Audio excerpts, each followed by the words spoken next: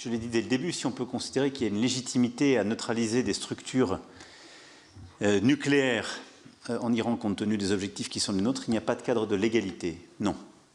Et donc il faut le dire tel que c'est, il n'y a pas de légalité à ces frappes, même si la France partage l'objectif de ne pas voir l'Iran se doter de l'arme nucléaire. Nous considérons avec constance, depuis le début, que c'est par la voie diplomatique et technique que cela peut se faire. Et je le dis parce que j'entends beaucoup de commentateurs qui, au fond, vous renvoient à une forme d'inefficacité quand vous défendez la voie diplomatique sur ces sujets. Mais quand on a de la constance, on peut prétendre avoir de l'efficacité. Nous avons participé aux négociations en 2015 du traité dit JCPOA.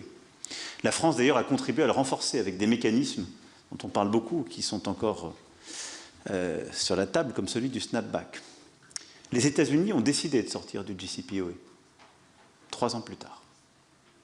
La France l'a regretté. Je me suis d'ailleurs constamment battu pour renégocier ce cadre, l'élargir, organiser des rendez-vous. Mais ce cadre n'étant plus respecté, nous avons pu moins bien suivre le programme nucléaire iranien.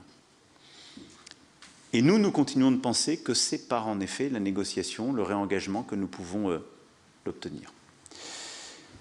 Votre deuxième question, c'était le changement de régime.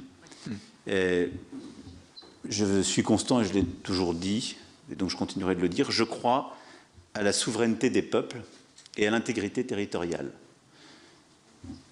J'y crois en Ukraine, et d'ailleurs je constate que nous y croyons tous, puisque nous le défendons. Donc ça vaut partout dans le monde. Il n'y a pas de double standard. Et les Européens, parce qu'ils défendent un universalisme du droit international, parce que c'est justement ce qui est au cœur de nos principes et de notre engagement, le défendent partout. Et donc je ne pense pas qu'on puisse se substituer à un peuple pour changer ses dirigeants. Et quand je regarde l'histoire contemporaine récente, je pense qu'à chaque fois qu'on a fait ce choix, quelle que soit la légitimité de l'approche initiale, et il pouvait y en avoir parfois, on a commis une erreur pour ne pas dire une faute. Et on n'a jamais conduit à plus de stabilisation. J'ai eu tous les dirigeants de la région hier, je n'en ai pas entendu un rassuré par ce qui était en train de se passer. Et donc je pense que si changement de régime il doit y avoir en Iran, il doit être le fruit du peuple iranien lui-même, pas de bombe.